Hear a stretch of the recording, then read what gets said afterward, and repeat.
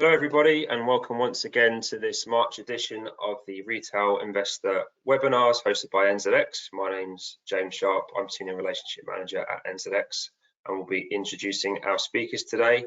As always, this is we do encourage questions to be asked. Please ask a question via the webinar panel in the question box. We will try and answer as many of those as we can during the session, and anything we don't get to, we'll get those answers over to you afterwards. Just a word of advice, we will be slipping in and out of presentations, so just do bear with us as we move through the presentations. And slightly different to as advertised, we're actually going to be starting today with Stefan Knight, who's Finance Director at Spark. So I would like to welcome Stefan to the floor and hand over, and I'll be back in a few minutes with some questions. Hi Stefan, over to you. Hi, thanks, James. Just let me get the my slides up and make sure that everyone can see those. Give me for 1 second. Looks good, Stefan. Right. With a bit of luck, can everyone see that okay? Yep.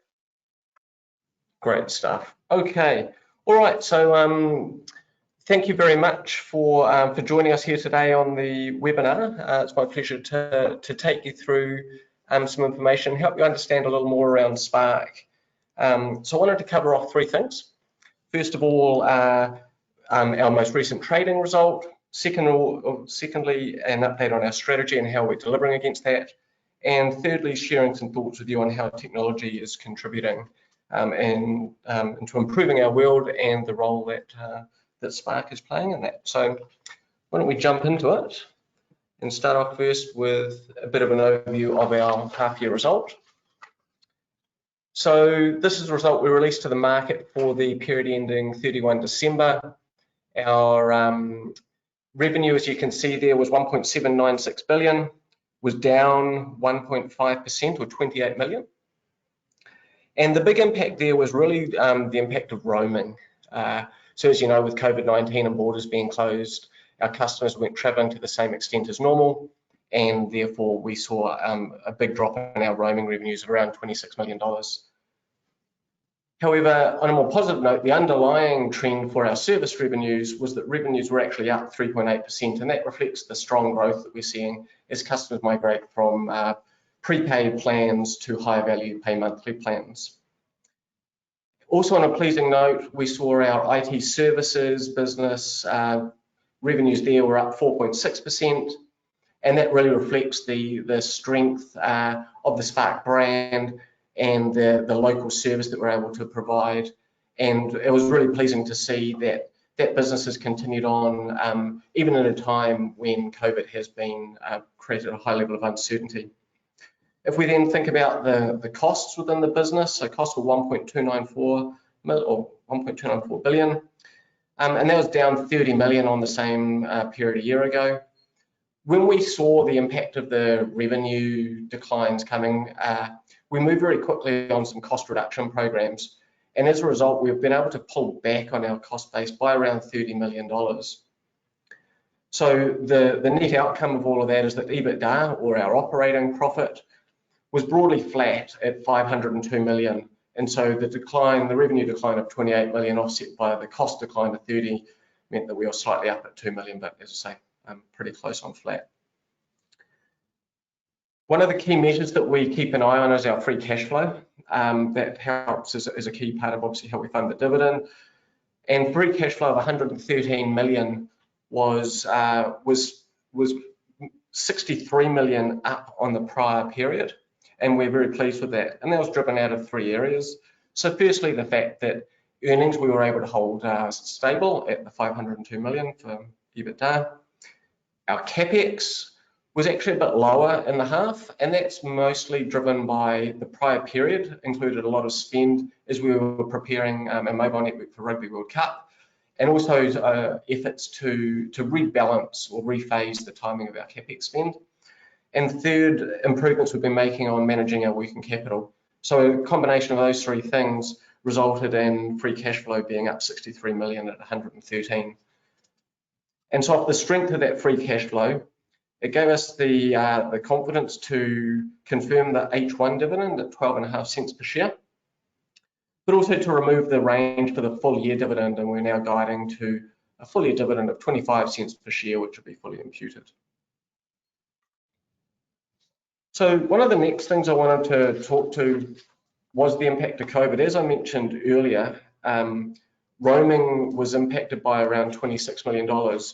The full impact of COVID on the half was 27, so you can see roaming was clearly the largest component of that. At the start of the year, we were trying to work out what that impact would likely be, and we estimated $75 million. As time has gone through, we've got a better understanding now of the impacts on our business and on the economy. And while the impact of roaming has been broadly in line with what we expected, we've certainly found that other parts of the business have been a bit more resilient. And so areas like device sales have come through more strongly, which has been a pleasing outcome. And certainly, as I mentioned earlier, our IT and managed services business has performed well. So off the back of that news, we've been able to reduce that expected impact from $75 million to $50 million. And so that's, still a large sum of money, but pleasing that it's not as significant as we previously thought it might have been. And so then when we look at that, what it's meant is we've updated the guidance of where we are tracking for the full year. So for EBITDA, or our operating profit, we are guiding to 1.1 billion to 1.13. So we've narrowed that range. We've lifted the bottom end of that range a little bit as we better understand the impacts of COVID. Capital expenditure, we expect to be the same at around 350 million. And we'll have an additional 50 million that we'll be spending on spectrum, but we keep that outside of the core CapEx envelope. And as I mentioned earlier, our dividend, the guidance there is now a straight 25 cents per share, 100% imputed. So I hope that gives you a bit of a flavour for the most recent trading performance, how we're going, where we're seeing the impacts of COVID, but also the confidence we have around the full year outlook. What I wanted to do now is move on and talk a little bit around our strategy and where we're at. So about 6 to 8 months ago, we outlined an update on what our 3-year strategy was out to FY23. And it hinges around this purpose of helping all of New Zealand win big in a digital world. And what I thought I'd touch on are our 4 strategic pillars. So firstly, around building world-class capabilities, which in turn help us grow our established markets of wireless, broadband and cloud. And also help us accelerate into our future markets, which I'll talk more about shortly. And then lastly, providing a positive digital future for all. And this is one of the areas where we really see technology having ability to help all of New Zealand, and I'll touch on that at the end. So how are we going in that first foundational pillar of building those world-class capabilities? And the reason this is so important is we feel that this gives us the competitive advantage. This will be the thing that will see us through and differentiate us from our competitors over the coming years. So firstly, the first capability that we're focused on building out is simple and intuitive customer experiences. Most of our customers now are very au fait with using internet, mobile phones, etc. And their experience has been guided by the best-in-class app. So as a general rule, people would expect to have an experience similar to what they might come across if they use something like Uber. That would be a best-in-class example of a great customer experience. And that's the journey that we're on to create experiences similar to those. But you have to start with simplifying the business in the first place. And so we've, over the past 6 months, we've had a big simplification program in place, which has seen us remove over 100 plans. The improvements we've then made to our digital self-service has resulted in an 18% reduction in the number of customers that come in through our contact centres and instead use digital channels now. And also we've relaunched our app, which is a very important step in building up those experiences. The second capability I was going to touch on is developing what we call deep customer insights, which is basically around us understanding our customer base better, but using the data that we have to build out our view. We've seen, as we've been through our program to build out that richer data set, we've been linking our customer individual views with household views. And as a result, that's helped us improve our marketing efficiency by 9% year on year. And certainly helps us as we evolve that program, particularly around what we'd call propensity models. So this is mostly around being able to have a better idea of where customers, what their next best product might be, where we think there's a risk of them leaving, and therefore getting the right offers in front of them on a more timely manner. The third capability that we're focused on developing is what we call smart automated networks. And this is about building out unconstrained capacity across New Zealand. So the best example here would be our investment in 5G. We're now live in 5 locations around the country, and Christchurch just went live within the last week. So I think we're 6 now, and that's a really important part of our future direction. 5G not only brings better experiences to our customers, but is also a critical part of our wireless broadband offering and providing a better service than they can currently get on some of our 4G offerings today. The last capability that we're looking to develop is what we call growth mindsets. And this is really about how we help our people evolve so that they've got the future skill sets for a digital world of the future. We made a change some time ago to move to an agile way of working. That's proved to be very successful. And the other key change we've made is obviously really developing our working from home practices so that our staff or our people are able to continue to work regardless of the situation of lockdown. So those are the capabilities that we feel will give us the competitive advantage as we move forward. And they really then help underpin some of the opportunities that we see in our future markets. And so I thought I'd just touch on 3 of them. The first being the Internet of Things. So the Internet of Things is basically this idea of using technology and sensors to help our customers solve quite complex problems. And a good example would be something like the transport and logistics industry, where putting sensors maybe on trucks or in their fleet helps our customers understand where their fleet is it being used efficiently, maybe if they've got cold store, are all their goods being kept at the right temperature. And so that's a really important part of helping customers solve complex problems, but using technology to do it and helping them do it more efficiently. And we've seen 65% growth in the number of connections that are attached to our network on that front. So that's really pleasing, and we feel there's strong potential for that to grow at that kind of rate for some time yet.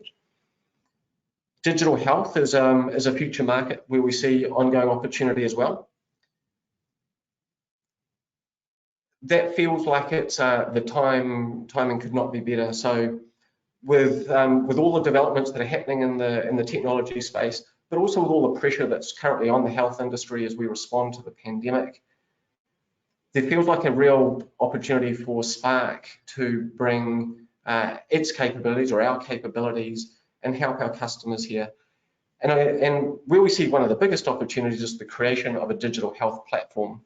And I can give you an example of what I mean here. This would be providing perhaps pharmacies with the ability to interact with their GPs rather than having to write paper-based scripts and fax them. This is actually about providing a common platform for them to transact across.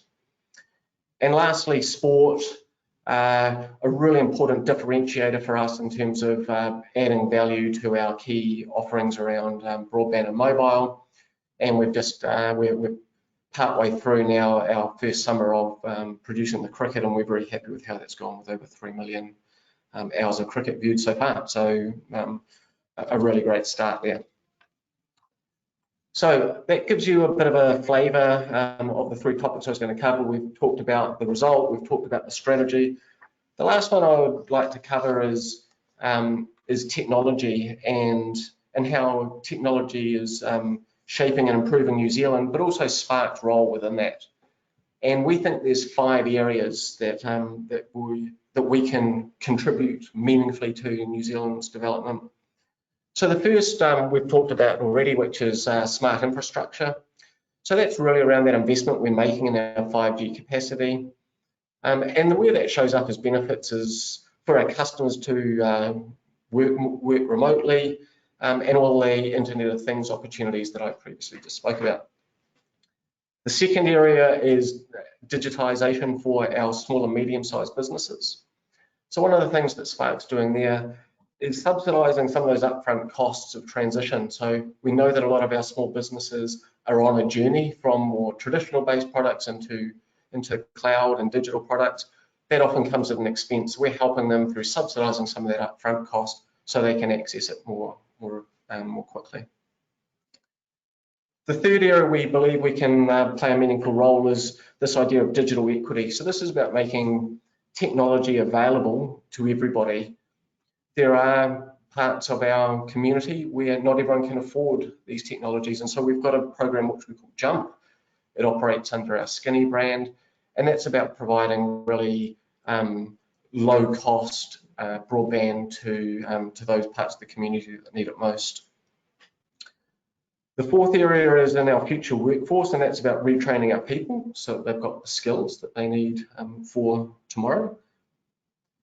And lastly is this idea of digital trust. So as New Zealand's economy evolves to using more and more digital services, one of the things that concerns our customers a lot is around protection of their personal identity and their personal information. And we have a startup business under the name of Matter, where we're working on some kind of groundbreaking ideas around how customers can manage their digital identity in a more secure manner. So hopefully that gives you once again a flavour of where we see technology come into play in making and shaping our future and therefore the role that Spark can play within it. So I'm now going to pass back to the moderator, and I believe we're going to cut to some questions. Indeed, thanks, Stefan. Fantastic. Thanks for that. So yeah, probably got time for a couple of quick questions. Question one is, how do you expect blockchain to impact the telecoms industry, and where do you see opportunities for Spark in this area? Yeah, so it's a great question because blockchain is one of those areas that is emerging quickly, and I think, you know, I would be cautious of suggesting that I understand all the potential opportunities that might come from it. So rather than going through them all, what I would talk about is maybe just one that's immediately in front of us, which is that last point I was actually just talking around digital trust. So one of the ideas that that we are working on is actually using blockchain technology to distribute people's personal information so that it's held securely, but in bite-sized pieces across the blockchain, and can only be put together using that key that the owner of that information provides. And so I think that's a really meaningful way where blockchain will underpin the information that we want to protect, but at the same time keep putting control back into the hands of those who own it, rather than kind of the people who store it. Okay, great. Thanks, Stefan. We do have 3 other questions, but we've got time for one. The others we'll address offline. Question here: is your guidance to stay in business capex still 11.5% of revenue long term? This is greater than current capex but below other telcos. Can you give us some color as to how confident you are as to stay in business capex requirements for 5G spectrum and network infrastructure? Yeah. Do you want me to repeat the question? No, it's good. I've got it. Okay. So look, our capex, the envelope we typically talk to is between 10 and 11% capex to revenue. That's an envelope that we've been running for a few years now. The person who submitted the question notes that that's lower than other telcos, but it also has to acknowledge the fact that Spark isn't always the same as other telcos because we no longer own that the fixed line network, which was divested to or was split as part of the demerger to Chorus. So typically a fully integrated telco would run more in the 15% capex to sales ratio. We feel 10 to 11% is appropriate for the business that we operate. And yes, we're confident that we can continue to roll out 5G within that envelope. Great, fantastic. Thanks, Stefan. As I said, a couple of others will get answered offline. Stefan, thanks very much for joining this afternoon. Enjoy the rest of the day. Thank you for having me. Yeah, our pleasure. See you soon. Thank you. Thanks. Thank you. We're going to move on now. So next up, we're going to have now Julia Jones, Head of Insight at NZX. Julia is going to be talking about all things ESG and also answering your questions. So hi, Julia, and we're back in a few minutes with some questions. Thanks. Hello, thanks for having me. So I'm just going to put my screen up, put my slides up, hopefully. So hopefully that is all good. So yeah. Look, is that all good, James? Yeah, all great. Go for it. Fabulous. So look, I just want to take everyone through ESG and how you might, if you're trying to assess an organisation, the things that you might like to look at within ESG. And it's such a big area. It's a huge topic. So I'm not going to be able to go into heaps of detail on everything, but there's lots of information out there. We've done 2 fabulous reports on it, which you can find on our website. And so, but I will give you a bit of an outline of what's happening. So I think first, ESG is environment, social governance. So what it's looking at is 3 key areas of environment. So that's your stewardship of nature, the social part of it. So that is, how you're treating your suppliers or your staff or your community. And Stefan just gave us a beautiful example of what Spark are doing in regards to, digital equality around that. And then the governance is how are you running your business? How is the business run? Because it's fantastic. And look, I absolutely, I love ESG. I love the context of, doing better for the planet and doing better for our communities, but we've got to have the economics behind it. We've got to have business that is profitable to be able to maintain the standards needed in regards to ESG. And look, it is a standard. So there are rating agencies globally that look at individual companies and rate their value, rate their environment, social governance type performance, and that will often be based off industry. It's really quite a interesting area because under each of the E and the S and the G, there is a huge range of subtopics, and that will depend on the sector and industry. But I think what we've got to make sure we remember is it's about authenticity, not perfection. And what I've noticed when I talk about ESG to organisations, often those who might be a little bit behind the 8 ball and showing what they're doing in the ESG space, it's because they're concerned that they haven't hit perfection. And ESG is about a journey. It is about working out where a business is today and where it needs to get to in the future. It is not about being perfect, because ultimately no business is ever going to be perfect. There is no such thing. We strive for perfection, but we have the humility to understand we will never get there because we will keep moving. The standards will continue to rise. Now, I think I keep going, oh, there we go, I keep going the wrong way. Now, look, there's lots of different instruments popping up too for investors who are interested in this space. And one of them is green bonds. There's ETFs that have been set up. There are a vast range of products that are really targeted in this space. And of course, there are companies within the equity markets which are very focused around this. And we are seeing quite a shift in the investment space. This is a global trend. This is the New Zealand trend. ESG isn't new. So it's been around for a very long time, and it sort of emerged just before the GFC. But of course, the GFC put the world into some sort of financial difficulty. So the world really had to focus then on financial survival. So this kind of got parked, and to be honest, COVID has very much accelerated a lot of the thinking in regards to climate change and all those sorts of areas. One of the things you may or may not have heard a lot about is TCFD, and look, it's a mouthful, and hence why I've written the whole thing, Task Force on Climate Related Financial Disclosures. Thank God they shortened it. But ultimately in 2023, every company on the NZX will need to be doing be adhering to this and these standards. Now, what it looks at is climate-related scenario analysis. So each business, and at a business level, enterprise level, and also a sector level, will look at what potential scenarios are happening in the world in regards to climate and forecast that out. And if we look at the marine sector, so the Aotearoa Circle are looking at this. They're awesome, they're doing a great job, and one of their work streams is marine. So the marine industry as a total sector have recently released some scenario analysis that looks at a potential worst case.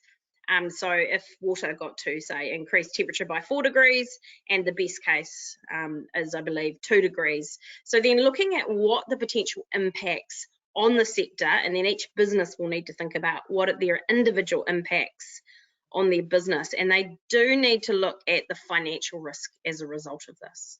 So it is something that they do need to actually really look through and make sure that they are taking into account that with these scenarios, if we have the worst case, what would be the financial risk to my business, and that's looking out into the future. And then also they need to look at, you know, and even the best case, and that's working off kind of a 2 degrees increase in temperature. And then they need to be able to assign or look at how are they going to mitigate and how are they going to adapt. And I think, you know, the mitigation is very important, but within some businesses there'll be areas where there might be reversible things that have happened, and so they may need to be looking at how are they going to adapt their business to ensure the financial risk is limited, if not eliminated. Now, it's a really interesting one, and I think what's important, I think often people think ESG is a bit of a fluffy tree hugger, get called all sorts of things, but in reality, even if you're really staunch into you know, staunchly into only financial gain, which is everyone's personal choice, this is about total risk. So whether we believe how climate change is created or if it's here or if it's not, there's dramatic weather conditions that are happening around the world that could be at risk, put businesses at financial risk, hence the TCFD coming in to help mitigate a lot of that.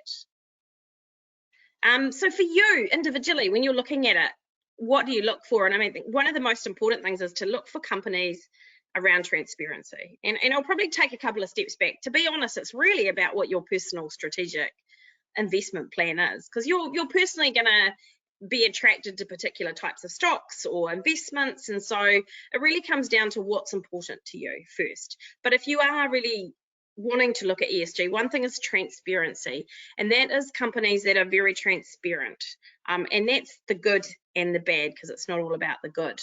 The next is work-ons, and that sort of ties into the transparency. Now, when we talk to large investment funds, such as New Zealand Super, they will say that when they are looking at companies, they very much focus on work-ons, not in a bad way, but in a really positive way, because what that shows them is the company has awareness of their risks, and they have strategies to mitigate those and work through them over time. So it's not about picking a transparent company that's only telling you the good.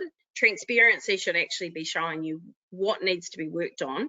And I guess, and this is absolutely not financial advice, but what I would personally do is be a little bit suspicious of companies that only talk about the good and don't actually bring into account, you know, what they need to work on. And then we've got measure, and measure is incredibly important, because I think it's very prevalent at the moment, and I mean this with beautiful respect, that at times we've got these very big reports talking about lots of things, but what is the real measure? Where is the real impact? And so we've noticed a lot of issuers shifting into using the likes of Toitu to get measure around their carbon. So it's not just about, and measure is wide. So measure isn't just about the number of flights you take or the waste that you have or the water that you're using. It's actually measure is much bigger. So measure needs to be around what are the flow-on effects. And, you know, the old saying is if you don't measure it, you can't manage it. So if you measure, and even if it's not good, I think we need to give companies some space, because some today may measure and it may not look good right now. It's not about how it looks now, it's actually about what the measure they are targeting in the future, and that's a science type measure for the likes of carbon. And what are they doing? What are the strategies they have in place to move along to get from position A to position B? The next bit is that the strategy is integrated. So when they're looking at ESG or talking about it, it's not just window dressing.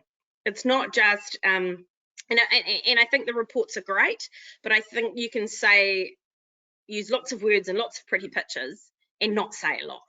And to me, that's almost feels like a distraction. So it's about just looking at what have they actually got in their strategy? What have they actually integrated into the actual DNA of the organisation, into the real culture of what they want to achieve and what they need to achieve to actually reach these measures, the work-ons, the transparency that they have. So and it's not always easy to find it, but companies who are really disclosing well or really transparent should in fact be very good at being very obvious about it being integrated into the strategy. It's also about playing the long game. So when you're talking to organisations or reviewing an organisation, and again, think about their strategies. So are they integrated, but are they also for the long game? Because this is about, you know, very long strategies. It's about the future. It's about, you know, this is not a 3-year thing. This is a 20-year to 100-year type of plan. And I know that sounds insanely crazy, but that's where we need to go to actually make sure that we are mitigating a lot of long-term risks. So start listening for language, looking for language within their annual end of year accounts, or, you know, the annual release, and are they actually talking with a purpose of a long game, and are they actually living to that purpose? Are they actually, what they say and what they do, are they aligning? So that's your integrated strategy. And then also, is there language about the long game, about the future, as opposed to very short dated types of focus? And then the last thing I would say is really look at how are these things being measured? How are they getting worked on? Because the reality of it is if this is not in the governance and exec KPIs, this isn't going to get done. And that doesn't mean that organisations are bad people or people are bad people. It's just, you know, again, it's that if it's not measured, it's not going to get managed. So if it's not in the KPIs, then it's very difficult for investors to understand the progress and also hold the governance or the KPIs to account, the execs to account for the performance of the organisation. Now, there must be balance though. Like, I think it's very important, and we've seen with a couple of companies in the last couple of weeks, not New Zealand ones, but globally, that are very focused in the ESG space, but they kind of forgot what their business was. So you still need to have a really good business. The business needs to have financial strength. I guess you need to find a way to balance that out.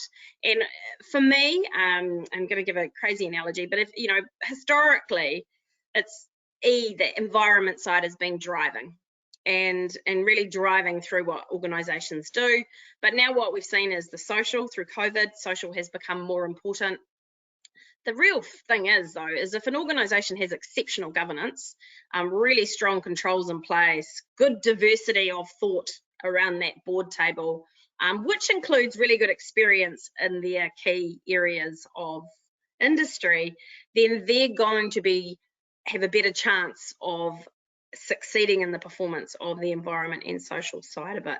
So look, that's just a really quick run through. I didn't want to be terribly boring because you've got some far more interesting people to listen to today. But are there any questions? I'm coming back. There I am. Hi, Julia. Thank you very much for that. A very prevalent topic, I think, in the investor world. So do have a couple of quick questions here. First one is a slight crystal ball type question, so we'll see what we get with this one. Do you see ESG adherence having an effect on long-term financial performance of businesses? I actually see the opposite. So I would say that those who don't adhere actually are probably more likely to have an impact on their business than those that do, because it's more holistic. Like, again, I've probably made it, maybe I've made it sound a bit fluffy. It's not a fluffy thing. It is in fact ensuring security and of the business in the future financially, through the impacts of the likes of climate change, through the impacts of any social impacts. You know, we've got the things in Australia, they've just brought in the you know, the Modern Slavery Act. So all of these things are going to shift in what people expect in the world, consumers or investors. So I actually think there might be a dip. So for some that have to invest significantly, who are starting from a very low base, you might see a short-term dip in financial performance. But if they do this correctly and their governance is done extremely well, they will turn this into an advantage. And we're already seeing a bit of an outperformance in some ESG funds versus the non-ESG funds. Interesting. Great. Thanks, Julia. And then secondly, you've mentioned TCFD. So is TCFD the only standard worth considering? Oh, well, I mean, it's legislation, so it's quite important. But so no, it's not. I mean, I guess it's a big physical impact one. So that's one that's probably easier to see, that if oceans are getting warmer, or our aquaculture farms are getting warmer and fish are dying and things like that, that's probably more of a physical notice. So no, it's not the only standard. It's really going to come down to the industry. So if you look at, say, mining, in Australia, what you find is their focus is very much the likes of TCFD, because they are you know, depending on what they're mining, but they could be a strong contributor, or most likely are a strong contributor to climate change or carbon. If it's a sector where that isn't the case, so it might be banking, or it might be another financial institution that isn't necessarily directly impacting environment, then that might be more of a social lens. So TCFD is important because it is legislation, and there are set standards, but keeping in mind that there are global organisations that are rating companies, and those companies and those ratings are public, or not public, but can be purchased by fund managers or investors, and that information is driving what investors do. So TCFD is a really important part, but it's not the only standard. Okay, thanks, Julia. That's all we have for now. All we have time for now in terms of questions. But thanks very much, Julia, for presenting today. Enjoy the rest of your afternoon, and any other questions we receive, we'll flick those over to you to be answered offline. Yeah, cool. And I've got my contact details there too, so if anyone wants to get in touch, please feel free. Great, thanks, Julia. Okay, we'll move on now to our last presentation of the afternoon. So Alan Pearson, CEO of Till Logistics. Hi, Alan, good afternoon to you. Good afternoon to you and everybody who's online. And we can hear you and we can see you very clearly. So I'm going to go away now for a few minutes and come back shortly. Over to you, Alan. Okay, you can see my presentation okay? We can see it, great, yeah. Okay, look, I've got a few slides to go through, and so I'll do that with a bit of a clip. A little bit about our company. TAL, we've only been around in a public way since 2017. But we're a nationwide network of 51 branches and depots with warehouses, and who have got a business across 5 separate divisions.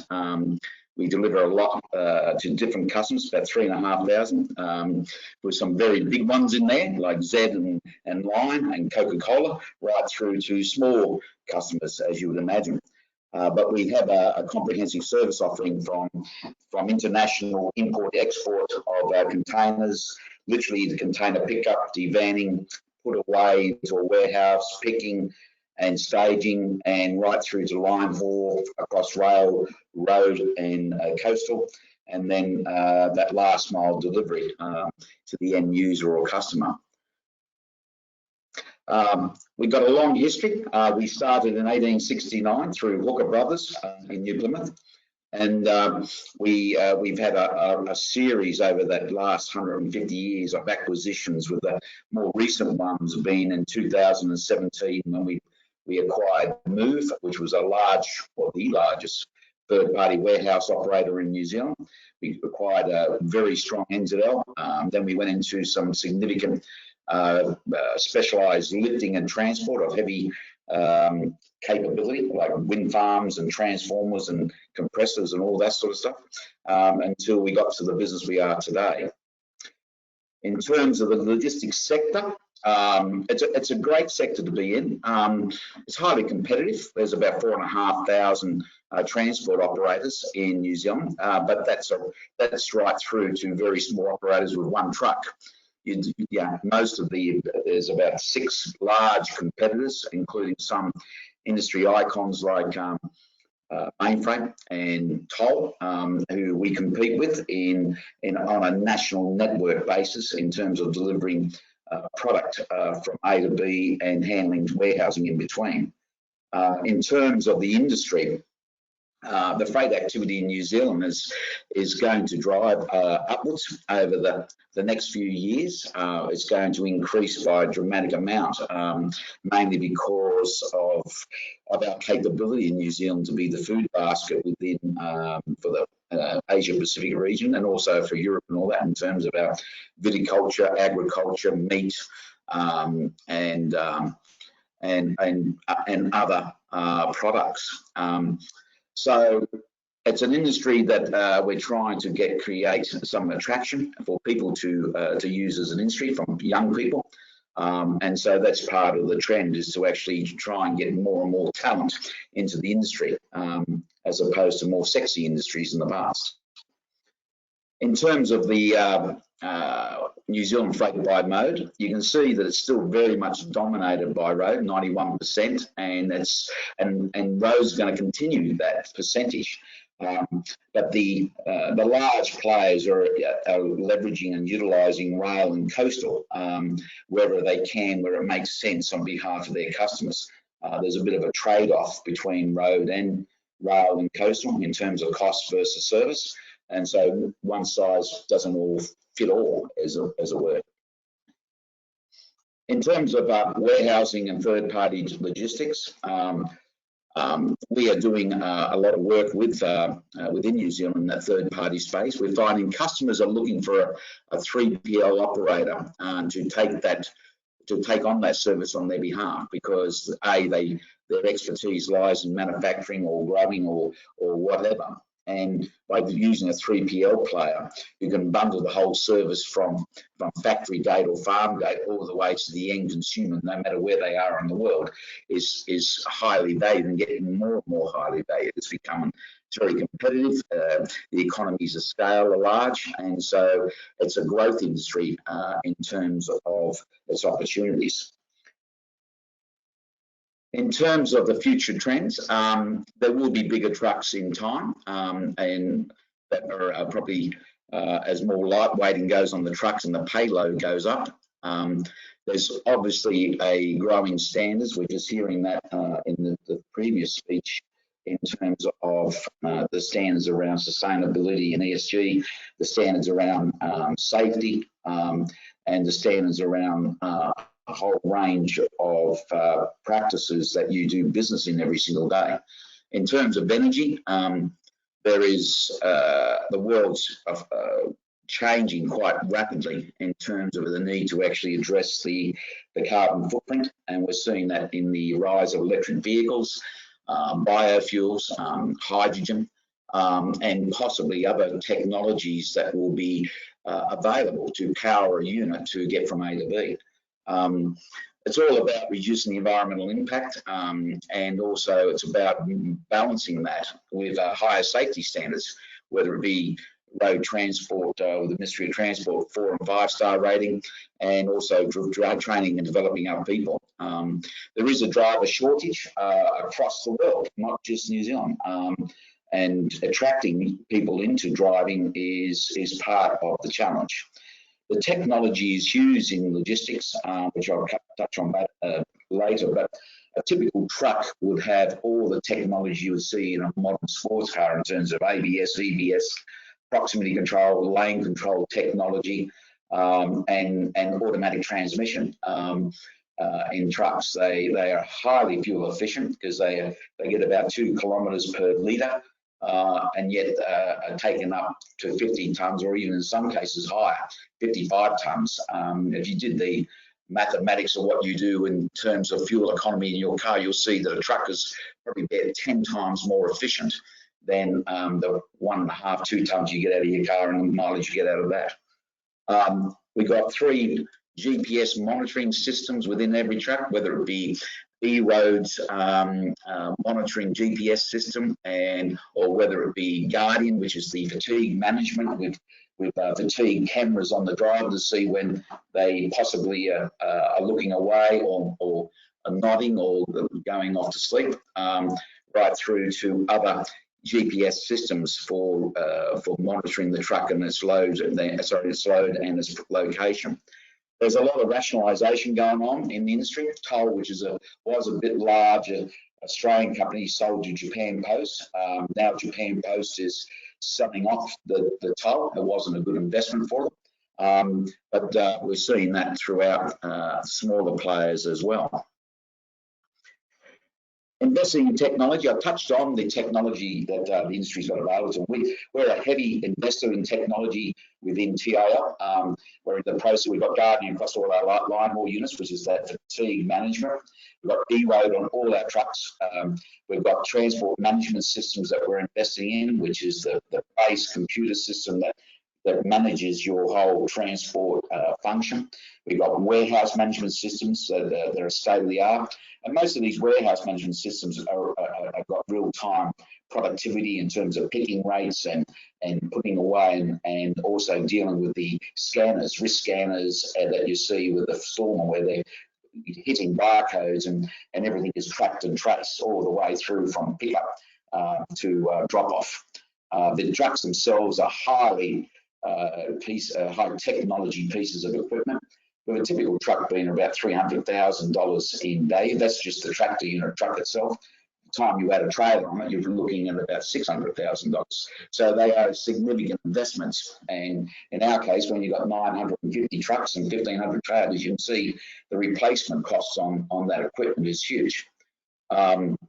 We are investing in constantly in simulators, just like the pilots did with Air New Zealand. We've got truck simulators where you can load up any truck make or model and put a driver through his training or her training. We're doing that with forklifts now as well, where drivers and forklifts and storemen are actually being trained up through simulators. In terms of sustainability, we have buddied up with Haringa in terms of forming that the hydrogen partnership, along with other key members, Waitomo, also TR Group, to name but a few, Mitsui.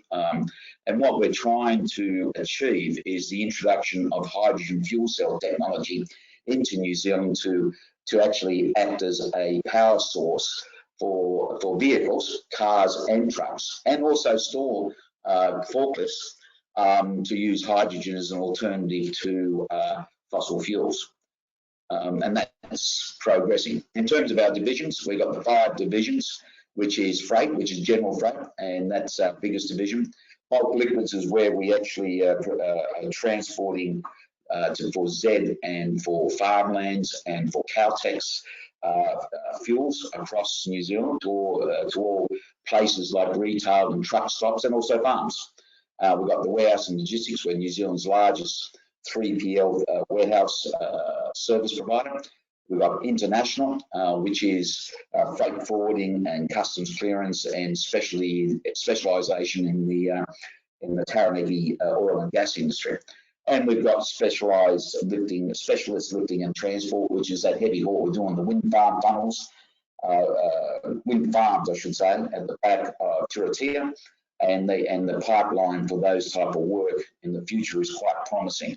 But we'll also go down to Tiwai Point and move into place 3 200-ton transformers that they've got in place, or move it from an Antonov plane at Auckland Airport to some location, or like we did yesterday, is pick up the big tunnel drilling machine that's actually drilling tunnels in Auckland and move it 20 kilometres across town. So that's in that specialist area as well. As you can see from the divisional net revenue and EBITDA as of the first half versus the first half of the prior year, when I get to that comparison, freight's the biggest division in revenue, but it's not the biggest division in EBITDA. And that's the one division that we really need to improve our financial performance, and we've got an improvement plan around that. In terms of freight, as a bit of a drill down, we've been in freight for a long time with a variety of different brands, and that's whether it be Hookers or TNL or ATL or NZL. Those brands are regional brands, and what we really have there is an ability to pick up 2 pallets from any customer in Auckland, bring it into a cross dock at Wiri near the airport where our warehouse cross dock is, put it on line haul to wherever in New Zealand, let's say Christchurch, line haul it down there, cross dock it again, put it on a metro truck and take it anywhere around Christchurch and deliver it. And that could be down to a parcel, or could be down to a single pallet, or we have customers who take the full trailer load. So that's what we do, and that's what we need to get better at in terms of our financial performance. The only companies in that space that can do small single pallets across New Zealand and network is ourselves, Mainfreight, Toll, Mainstream, and Peter Baker Transport. So you can see, even though there's 4,500 transport operators, only 5 or 6 big, large companies that can do the whole New Zealand and network. In terms of the freight improvement plan, we've strengthened our management team. We've gone through a number of improvements, whether it be in sales planning or just bringing in a measurement on KPIs and the key value drivers, which we're reacting to on a daily basis, and we're investing in technology. So there's 69 projects that we've got on to improve our freight performance, and to be fair, we're on track with that. I think some of the projects will take a couple of years, but we will actually get there with a better improvement. In terms of warehousing, we've got Move, which is the brand we've been using. We acquired back in 2017 with their national footprint of warehouses. We've got 4 or 5 big warehouses here in Auckland, with the latest one just being opened at East Tamaki that is being used by Lion for all its beer. They're taking the whole warehouse, and we've got 5 big warehouses in Christchurch. As you can see by that picture there, that's the one at Rolleston, which is right beside the main port at Rolleston, and so it will be a direct connection by rail from the Littleton port to Rolleston, and then through the gate to that 36,000 pallet facility for storage, and then eventual distribution to either Christchurch or the South Island location. In bulk liquids is Z, and we've mentioned that before in terms of they're a major customer. We also do gas for Rock Gas, which is owned by First Gas and New Plymouth, and we will send at the height of the tourism industry in Queenstown 3 trucks a day just to provide Queenstown with gas to keep them going during the height of the tourist season. We got in heavy transport, you can see by that picture there, that's just one wind blade that we picked up at Port Taranaki that's making its way over to the back of Palmerston North for storage before being transported further up the hill to Turitea for a large wind farm project. International, I've touched on a couple of times.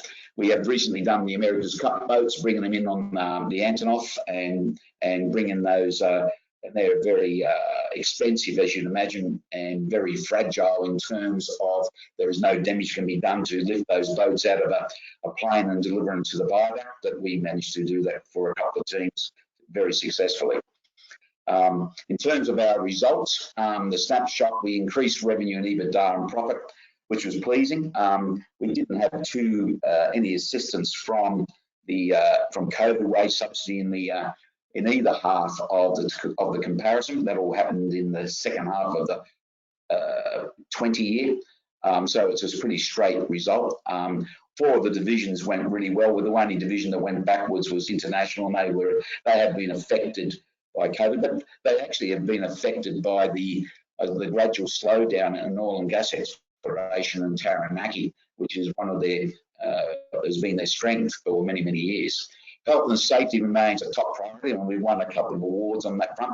But I accept the awards on behalf of the people, but I never let my guard down on that, on the safety, because we do about 80 million kilometres a year on New Zealand roads. That also is the same roads that has a very poor track record in terms of deaths. So, and we deliver to 35,000 sites that we can't control, and some of our injuries, our drivers are just simply hopping out of the cab and twisting an ankle in a pothole on a site that's not ours. So you can imagine that the safety task for us is quite a challenge. In terms of our strategic priorities, we've got to improve our freight and the profitability of that general freight, and we've got a number of programs in place there.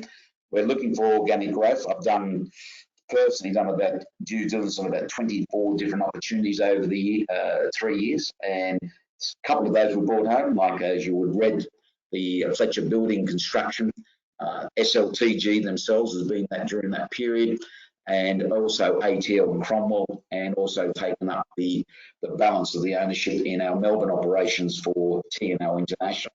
So that growth by acquisition is organic, is a dual strategy that we've actually adopted.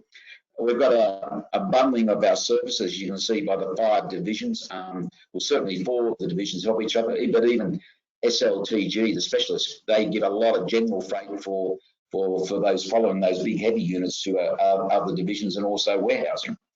We're looking for increasing our shareholder value, and that's been done on in terms of how we run the business, and also taking a long-term view in terms of the decisions we make.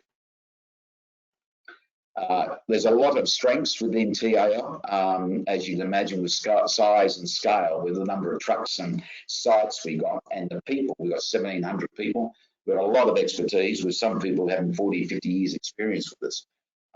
It's all about the people, and it's all about that IP that we've got with that, and bring them together as a single team to actually deliver the results that we want to deliver. So that's my presentation. I'm sorry for going over about 1 or 2 minutes, but I can now hand it back and take any questions. Great, thanks, Alan. Fantastic, really comprehensive presentation of the business there, I think. So I think I can't quite see you, Alan, but I know you're there, so we'll ask away. We've got probably time for a couple of quick questions. Question 1. How do you expect robotics, driverless vehicles, AI to impact the logistics industry, and where do you see opportunities for till logistics in these areas? Interesting question. There's a lot of robotics being used at the moment within our trucks and some of the technology. In warehouses, there is driverless forklifts that are putting away products up to the racks and retrieving them in robotics. And we've also seen robotics being used in a simple way in the truck technology. All our trucks have got lane control systems that will takes over the steering wheel and guides the steering wheel back within its lane, and gives a shutter to the driver to say you're going over the lane, or the proximity of the to a car or truck in front, or putting the brakes on if in an emergency situation. So those type of technologies are deployed today. And I can see them growing in more and more in logistics and over the future years. The technology is quite exciting. In terms of driverless trucks, the driverless trucks has been championed in Europe and America, and it actually has got very strong commercial applications on private mining sites like BHP in Australia. All their dump trucks are now driverless. But when they say driverless, they mean literally driverless. There is no one in there. The driverless definition within public roads is not driverless, yet we call it that. There still will be a driver in there, and some of the cabin designs is about finding tasks for the driver to do while the truck's driving itself, because the public will not like having a truck travelling next to them with no one in there, because it's a bit hard to justify the commercial return when you're still paying for a person inside the cab. And the other problem facing us in New Zealand is the driverless technology requires very, very good roading systems where they're using camera technology to look at the white lines on the side to actually steer the truck. And if you've got a disruption to that continuous white line, we've got a problem. The other problem we've got is driverless trucks will convoy up. And if you're on Highway 2 between Auckland and even just Tauranga, there's lots of roads that are single lane. And if you've got to pass 6 or 7 trucks that are nose to tail with each other, and the road travelling at 80 kilometres an hour, it's going to cause concern for passing them. So you really need at least dual carriageway to do the driverless truck. So we've got a lot to do in New Zealand for driverless trucks to be adopted, I think. And what was the other part of the question in terms of driverless and robotics, driverless, and AI? I mean, I guess the AI is around what you've mentioned around the kind of lane control and things like that. Yeah, we've got route optimization tools that will actually look at GPS maps, just like your GPS system will do in your car or your phone, actually, and it'll give you the best route. Well, with the artificial intelligence now within that is the artificial intelligence is learning. It's actually looking at the behaviours of the driver, and it's modifying its recommended route based on the experience of it's learned over 10, 20 runs. And so there's lots of applications of the artificial intelligence starting to get its way into day-to-day application within the logistics industry. Absolutely. Great, thanks, Alan. Okay, last question. We're slightly over, but it's a quick one. What is the plan for the dividend? What is the plan for the dividend in 2021? I'm going to take that as. Yeah, which is a good question. Well, we'd like to get back to our dividend policy, which is paying 50 to 70% of our net profit after tax in the form of dividends. I think we did the right thing last year in a tough year. Even though we had profits, some of that was due to wage subsidy, and we felt that it wouldn't have been appropriate to declare a dividend when you're getting a wage subsidy. And you saw with other organisations who did exactly that they probably regretted that. We have no problems with receiving the wage subsidy. Wage subsidy was $585 per week per person. Well, we had fuel drivers that was an essential industry. We were paying them $2,000 a week, and they were sitting at home. And in April last year, volume was down 85%. So yeah, the company actually subsidised their own employees more than the government did. So I guess that's. But I think it was all shoulders to the wheel on what was a very challenging period in April through to June last year. And we're coming out of it. We're nowhere near where we want to be. I think Zed, our biggest customer, would say that we would like to get back to about 2.6 billion litres a year. But we've probably got down to 2. But next year's looking more like 2.3. So we still are down in tourism and related industries, and we're down in general consumption. Because we're exposed to some of our big customers who do food and drink and all that. And just not having the tourists or the cruise ships here means that we're not consuming domestically what we would have had pre-COVID. But the export industry is going well. And what we farm, either the orchards or the viticulture, the agriculture or the aquaculture, our customers sell. It might be an issue on terms of their margins they get, but they are selling. We said that the only reason they would be down is because of natural disasters like the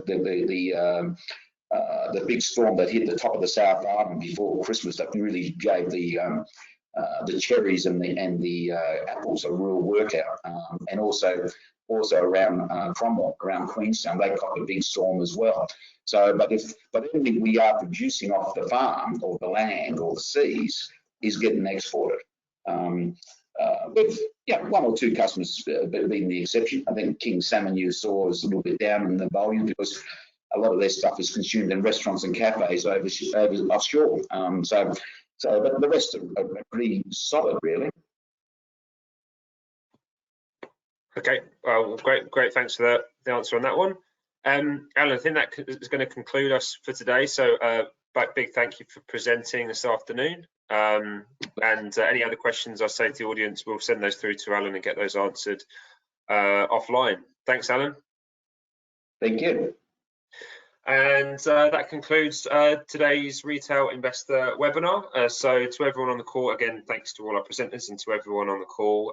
Look forward to seeing you next month. We'll be having some more issuers. And again, any questions that you come up with after today's sessions, please feel free to send through.